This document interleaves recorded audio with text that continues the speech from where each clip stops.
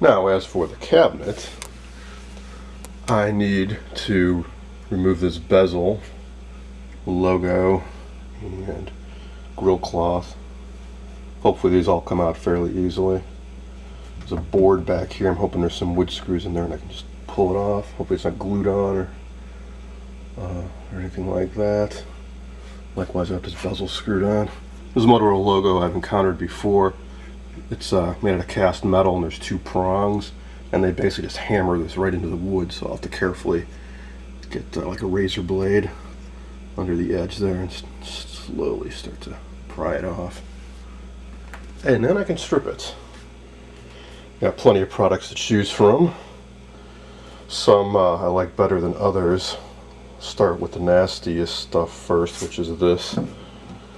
This is made for everything, all types of paints and finishes, wood, metal, masonry, and so on. But this stuff is nasty. This has methyl ethyl chloride, otherwise known as MEC, in it, and it's really overkill for something like this. So I won't be using that, but it certainly does the trick. These are my favorites, citrus-based stripping. In particular, I like Citrus Strip. But not every hardware store, home improvement center around me carries it. What I'm seeing more and more now is this stuff, which is made by Zinsser. Sorry, the label fell off of it. And it's green. It's also citrusy, but it doesn't work quite as well as this, but it costs less. So I try to use this, and if it doesn't quite do the job, then I will give that a shot. These products also work really well. This is getting quite expensive though. Price really shot up a couple years ago. I'm not quite sure why, but this is the gentlest stuff. You use either steel wool or a special stripping pad. Hang on, I've got one on here somewhere. Here we go. Say a non-metallic stripping pad. These work nice because you don't get all those little steel fibers that break off of steel wool. So you pour a little bit of this onto the surface and you rub it just like you show there in the picture. This is nice because they say it contains natural wood oil. It's really gentle and it actually kind of treats the wood, adds oil to it as you're stripping the finish off. But as I say, it's expensive. This I just discovered recently. Works about as well as this, but it costs a lot less. So I've been using this a bit too. And then after you strip it, you want to use after wash or stripper wash. This will remove any traces of the stripper or any last bits of finish. So, good idea to use those after you're done stripping it. So, what my plan is on this particular set is I'm going to use the green goo first, and then if there's any finish remaining, I'll use a bit of this in the pad, and then I'll use the after wash. You definitely want to put down protection, especially if you're going to do this over wood floors, because if any of this stuff drips on your floor, it's going to eat right through the finish. So what I'm actually going to do is go out on the back porch and do it. But even so, I want to protect the floor out there, so I will put down some plastic tarp underneath this. And I'll do one side at a time. So I got 1, 2, 3, 4 surfaces to strip. I don't think it'll take too long. And then I'll start tackling this. Certainly want to glue down the loose bits and then try to reproduce more of it to finish off this side and any other bits that are missing. I've laid the cabinet on its side so I can finally get a look at the underside. Here's the built-in antenna, and here are the feet. And as I suspected, it's got rusty metal caps, so I'm going to use a flat blade screwdriver and pop those off and put some felt pads on. And I also noticed that there's some separation here and there, so I'm going to use some tight bond wood glue and a C-clamp and tighten up these joints. Turns out these feet are in worse shape than I first realized, so I'm going to have to go around and glue up all 4 of them. The construction is a square wood block that extends out of the cabinet, and then there are 2 pieces of wood here that are 45-degree cut on the side here, and these are all loosened up. So there are wood screws here that hold those on, so if I take these screws out like I did up here, I can actually take them apart, then I'll squirt new glue in here, and I can use those screws themselves to kind of clamp everything back together while the glue sets up.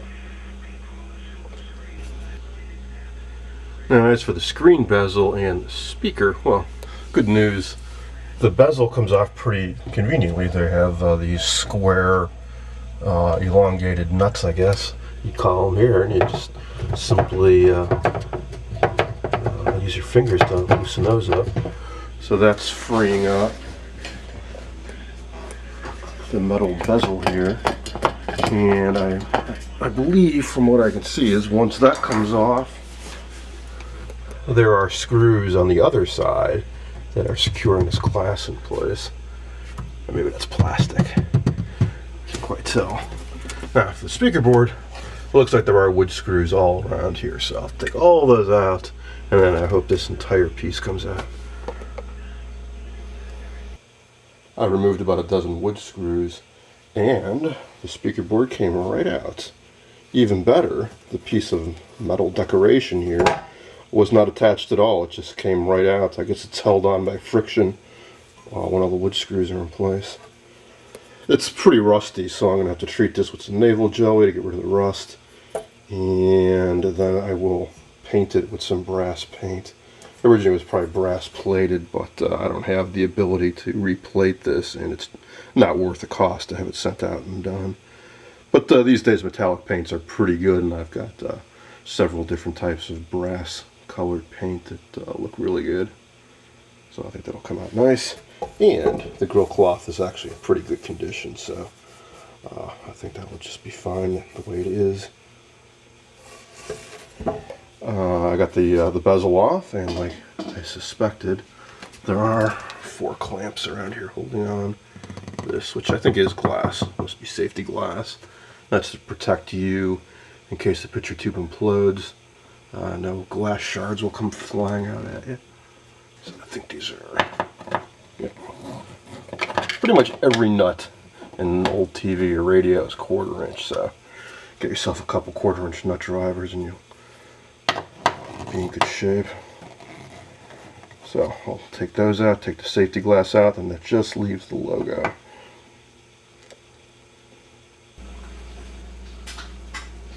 I figured it'd be a good idea to fill in all these holes from the insect damage before I strip it, otherwise the stripper's going to go down into those holes and be tough to get out. Unfortunately, my order from Rockler has been back ordered because the mahogany wood filler is out of stock. So I don't have the Famo wood filler to try on these, but I do have this Elmer's mahogany wood filler, so I'm going to go to one of the most inconspicuous spots in the back corner here and give it a try and see how it works. And if it looks okay, I'm just going to strip a small section and then stain it with some brown mahogany stain. My biggest concern is that the color on this isn't going to match that well, and the holes, filled in holes, are really going to stand out. Now, no matter what, I expect these holes are going to be somewhat visible, but I want to reduce that as much as possible. Stuff comes in a squeeze bottle with a plastic tip on the end. I cut it off at an angle, and it has about the consistency of toothpaste. You squeeze this and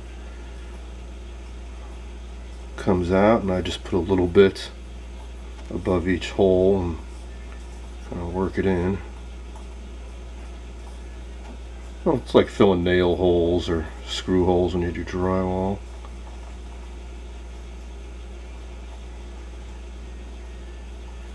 And then I whipped it in with a credit card to get it like this.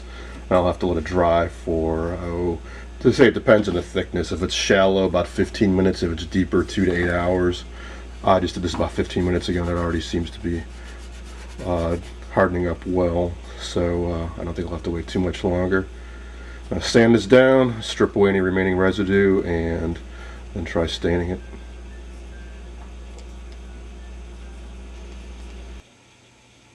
Here's the results of my little test area. Over here I used the mahogany which turned out to be a bit lighter and pinker than I had expected. So I pulled out some walnut I happen to have on hand and used it over on this side, which is a bit dark.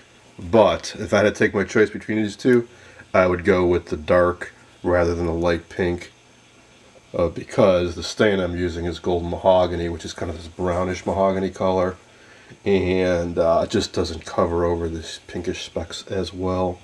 If this was going to be a red mahogany cabinet, this would probably be fine.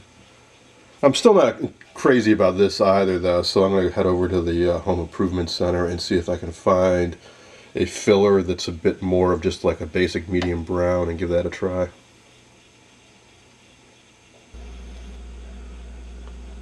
I went to a couple of my local home improvement centers, and really this was the only suitable colored wood filler that they had.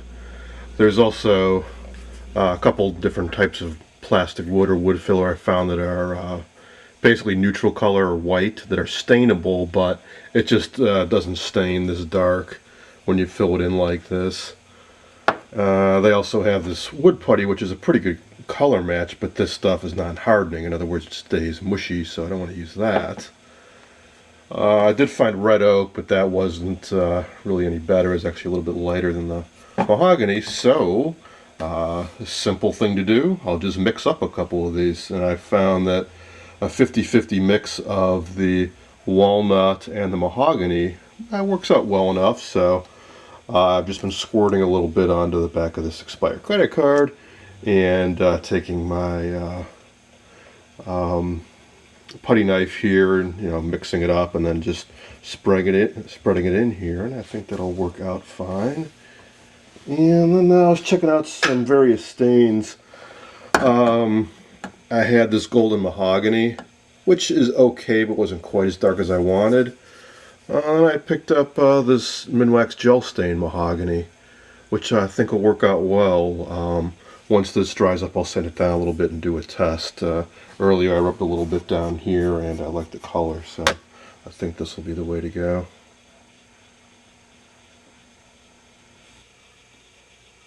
Here's my test area after one application of the stain gel.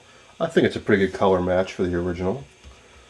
The filler soaked up a little bit more of the stain than I had expected, so it's a little dark. So I think for the rest of the holes I will try maybe 2 parts mahogany to 1 part walnut. But even so, I don't think it looks bad at all. As I said earlier, I'd much rather have these be a little bit darker, so they look kind of just like dark specks in the wood, than have them look like light pink specks, because that's far more noticeable. I'm just about done filling in all the damage from the insect holes. I've been using that wood filler, like I showed earlier, and once it dries, which is only a few minutes, I've been scraping it flush with straight edge razor blade, and I've noticed while I've been doing that the finish actually comes off pretty easy. So I think I might not end up using a whole lot of stripper. I'm just going to be scraping off a lot of finish. It comes off quite easily. It's a heck of a lot less messy. Just got to be careful when you're doing it that you don't put too much pressure and dig into the wood. You can also buy real scrapers, which is basically a flat piece of metal that's kind of curled over on the end. Like imagine this putty knife. If the end had a bit of a sharp curl to it, then you can scrape a little more effectively than with this. But this is working pretty good. For example, I finished up this piece already. Filled it in, scraped it down, and a little bit of light sanding. I think that's actually just about ready for stain. Of course, I still have this whole large area to do, but I've pretty well filled in all the holes. Now it's just a matter of scraping it down, and in some stubborn areas I probably will end up using a little bit of stripper.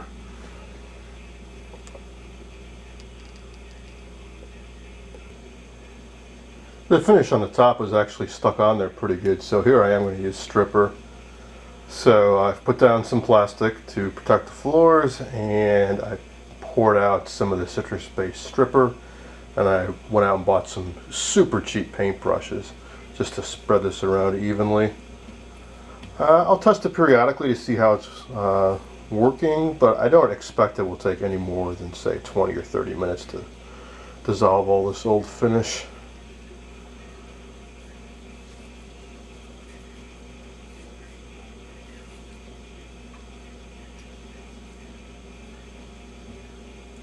I finished stripping the top and one of the sides, and came out pretty nice, I think.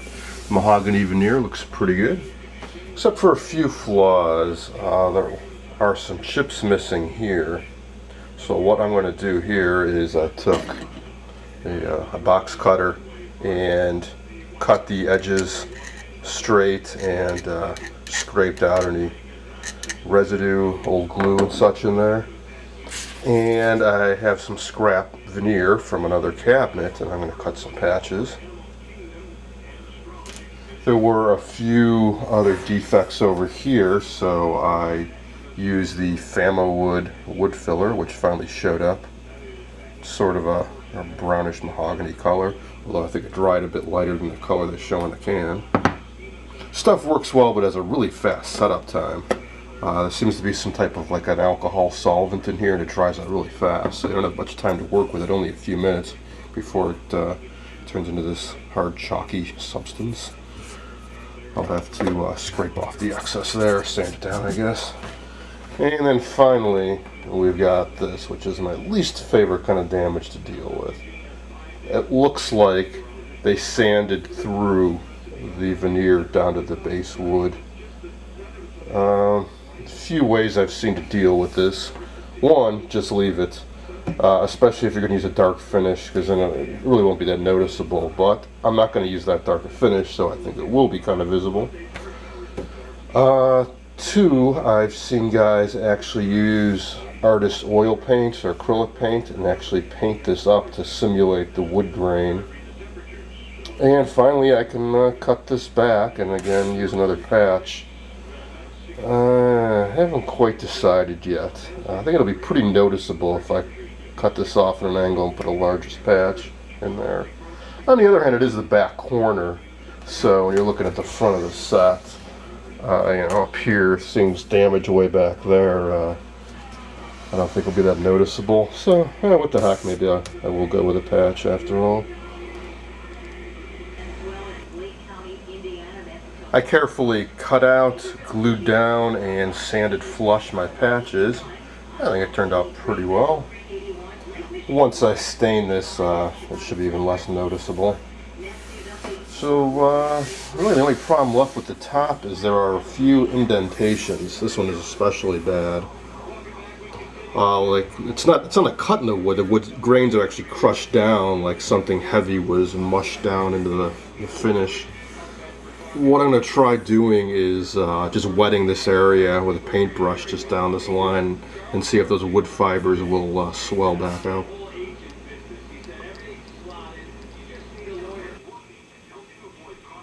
That actually worked quite well. It's a little bit discolored still, but it's nice and flush with the surface. I've also heard that you could try using a damp cloth and an iron to kind of steam the wood fibers to get dented in areas to raise up, but I haven't tried it myself. So the next step is to stain this. Did some experimenting, and I'm going to go with this mahogany gel stain. Now this is plain mahogany, not red mahogany, because remember the original finish was a brown mahogany, and this was pretty close to it. I think I'll try 2 coats, one just wasn't dark enough. And if I still don't quite like the way it looks, maybe the defects are still too visible, I've also got a can of Mohawk toner lacquer in brown mahogany.